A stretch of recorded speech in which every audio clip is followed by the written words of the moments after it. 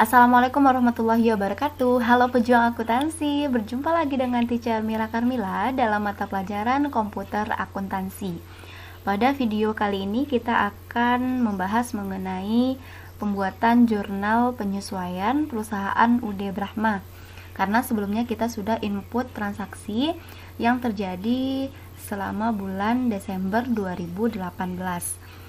Langkah pertama yang kita lakukan yaitu dengan membuka file yang telah kita buat sebelumnya, yaitu UD Brahma. No. Untuk membuat atau menginput memo jurnal penyesuaian ini, kita buat di modul account record journal entry. Nah, kalian masukkan tanggal penyesuaian yaitu di tanggal 31 Desember 2018 dan memonya adalah jurnal penyesuaian. Kita baca dokumen penyesuaian atau memo yang pertama, yaitu telah diterima rekening koran dari Bank Permata Jakarta Tanjung Priuk per tanggal 31 Desember 2018. Yang mana interest revenue-nya sebesar Rp10.640.000 dan bank service charge-nya Rp500.000. Nah, ini maksudnya adalah kita telah menerima pendapatan bunga dari bank dan membayar sejumlah beban administrasi bank yaitu Rp500.000. Kita catatnya di akun cash in bank karena kita menerima pendapatan bunga. Nah, cash in banknya kita kosongkan saja dulu. Kemudian untuk akun yang kedua yaitu adanya bank service charge.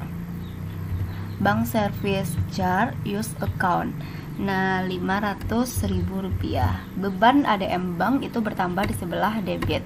Kemudian untuk yang di sebelah kreditnya yaitu pendapatan bunga atau interest revenue use account yaitu sebesar Rp10.640.000 sehingga kas yang kita terima menjadi Rp10.140.000. Nah, ini jurnalnya ya, cash in bank, bank service charge pada interest revenue. Kemudian jika sudah benar, kita record. Kita masuk ke dokumen transaksi nomor 2 yaitu bukti memorial yang kedua, adanya penyesuaian, adanya data persediaan akhir store supplies kita 9.700.000. Nah, ini merupakan penyesuaian untuk perlengkapan. Untuk perlengkapan ini kita cari sudah berapa perlengkapan yang terpakai dalam periode tersebut. Nah, ini yang diketahui hanya yang tersisa. Ananda sebelumnya lihat terlebih dahulu berapa jumlah perlengkapan kita. Ananda bisa lihat di account list, kita lihat di aset. Nah, untuk store supplies-nya, store supplies kita ada 20.600.000. Sedangkan yang tersisa ada 9.700.000. Sehingga yang terpakai kita cari selisihnya terlebih dahulu. Nah, selisihnya yaitu 10.900.000. Nah, itulah perlengkapan yang terpakai selama periode tersebut. Jadi, kita buat jurnal penyesuaiannya yaitu tanggalnya masih sama ya. Memonya jurnal penyesuaian. Beban perlengkapan store supplies expense di debit 10.900.000 dan di kreditnya yaitu store supplies 10.900.000. Kemudian untuk data penyesuaian yang kedua yaitu adanya beban sewa toko bulan Desember sebesar 5 juta. Nah, ini merupakan sewa yang telah menjadi beban kita di bulan ini. Jadi jurnalnya adalah beban sewa atau rent expense di debit sebesar 5 juta rupiah dan sewa dibayar di muka atau prepaid rent di kredit atau berkurang sebanyak 5 juta rupiah. Begitu juga dengan data penyesuaian yang ketiga, yaitu adanya beban asuransi bulan Desember. Ya, jadi ini adalah asuransi kita yang telah menjadi beban di bulan ini. Sehingga jurnalnya adalah insurance expense atau beban asuransi di debit sebanyak 2.500.000 dan di sebelah kreditnya 2.500.000 dan di sebelah kreditnya yaitu asuransi dibayar di muka atau prepaid insurance. Nah, untuk yang data penyesuaian yang keempat, adanya taksiran kerugian piutang dagang 5% dari saldo piutang.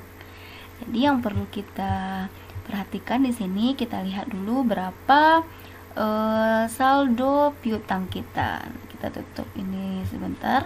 Kita lihat berapa saldo piutang kita.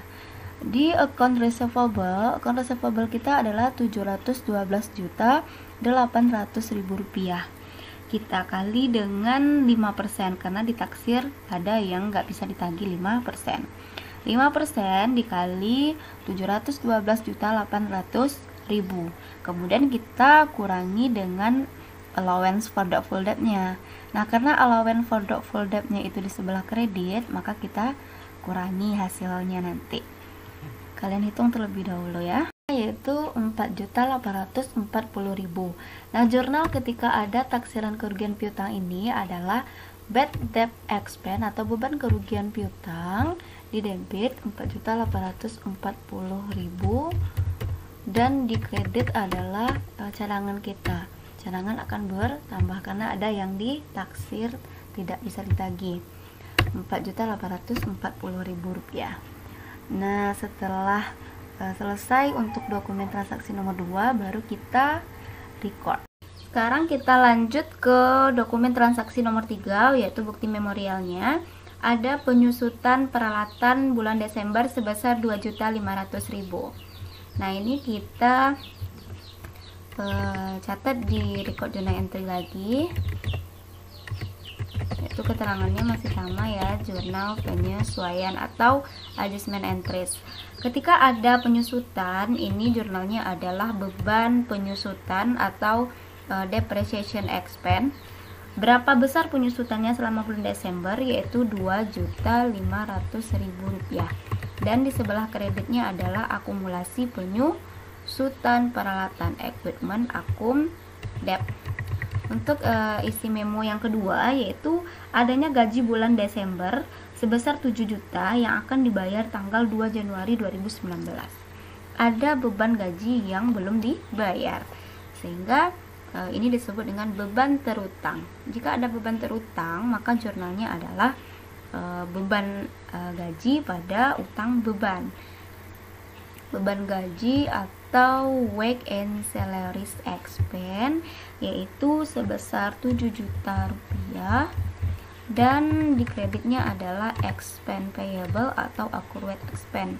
Nah, di sini UD Brahma menggunakan akun expense payable sebesar 7 juta. Dan juga ada listrik dan telepon bulan Desember yang belum dibayar, sehingga ini juga disebut dengan beban terutang. Jurnalnya adalah beban listrik dan telepon atau telepon and electricity expense sebesar 4.400.000 dan di kreditnya juga expense payable. Nah, ini untuk dokumen transaksi nomor 3. Kemudian kita record. Kita lanjut ke dokumen transaksi nomor 4, bukti memorialnya, yaitu yang pertama, oleh karena pencatatan PPN income dan PPN outcome sesuai dengan faktur pajak standar, maka kedua akun tersebut harus ditutup, yang mana saldonya nanti akan dipindahkan ke PPN payable atau utang PPN. Jadi Ananda, sekarang kita tutup PPN outcome dan PPN income kita. Namun sebelumnya kalian lihat terlebih dahulu berapa sih PPN outcome dan income kita. Yaitu kita lihat PPN outcome kita bersaldo 104.800.000 dan PPN income-nya 99.280.000 rupiah. Nah, kita catat di jurnal penyesuaian kembali, yaitu tanggalnya tanggal 31 Desember 2018, memonya jurnal penyesuaian. Menutup PPN outcome dan PPN income. Nah, menutup berarti kita membalikkan saldo normalnya ya. Kalau PPN outcome tadi di kredit, kita sekarang letakkan di debit. PPN outcome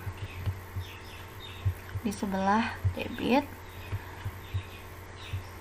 yaitu sebesar 104.800.000. Dan PPN income-nya kita letakkan di sebelah kredit,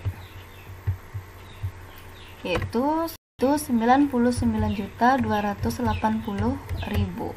Sehingga untuk selisihnya kita taruh di PPN payable sebesar Rp5.520.000. Nah, ini untuk isi memo yang pertama. Baiklah, kita lanjut ke yang isi memo yang kedua, yaitu menghitung besarnya pajak penghasilan dengan ketentuannya yaitu tarif tunggal sebesar 1% dari peredaran bruto. Nah, Ananda, kalian harus lihat terlebih dahulu berapa peredaran bruto kita. Ananda lihat di account list, itu di bagian income. Peredaran bruto itu kalian tinggal lihat berapa besarnya income yang ada, berapa sih saldo pendapatan kita di sini, yaitu 2.054.600.000. Nah, kita kalikan dengan tarif 1%, sehingga diperoleh 20.546.000. Kemudian kita kembali ke jurnal tadi. Nah, untuk besarnya pajak penghasilan yang terutang, itu jurnalnya adalah income tax expense. Income tax expense kita berapa tadi? 20.546.000 pada income tax payable. Nah, di sini kalian harus perhatikan dulu apakah ada pajak dibayar di muka kita. Kita kembali lihat di account list tadi, kita lihat dulu prepaid tax kita ada tidak. Nah, di sini prepaid tax kita ada saldonya yaitu 15 juta. Sehingga kalau kita punya pajak dibayar di muka, artinya nggak sebanyak 20.546.000 tadi utang pajak kita, tapi akan lebih sedikit karena kita ada pajak dibayar di muka. Jadi kita kreditkan dulu prepaid tax-nya sebesar 15 juta. Nah, kita ambil prepaid tax-nya yaitu 15 juta, sehingga pajak yang terutang kita menjadi atau income tax payable-nya hanyalah 5.546.000. Itulah beban pajak penghasilan terutang kita. Kemudian baru kita record. Oke, sudah selesai kita menginput keempat dokumen transaksi bukti memorial. Nah, untuk melihat bagaimana jurnal yang telah kita buat tadi, Ananda dapat lihat di transaction journal. Nah, untuk tanggal 31 Desember 2018. Nah, ini jurnal penyesuaian yang telah kita buat tadi. Untuk dokumen pertama yaitu adanya penerimaan dari bank dan juga ada membayar beban ADM. Kemudian yang kedua adanya pemakaian perlengkapan dan adanya beban sewa, beban asuransi, dan adanya cadangan kerugian piutang. Kemudian yang ketiga adanya penyusutan peralatan dan ada beban terutang. Kemudian yang terakhir ada penutupan PPN dan perhitungan besarnya pajak penghasilan. Kalau sudah benar, kita bisa menutup pekerjaan kita. Baiklah Ananda, sekian materi kita pada video kali ini. Terima kasih atas perhatiannya dan sampai jumpa di video berikutnya. Assalamualaikum warahmatullahi wabarakatuh. Bye-bye.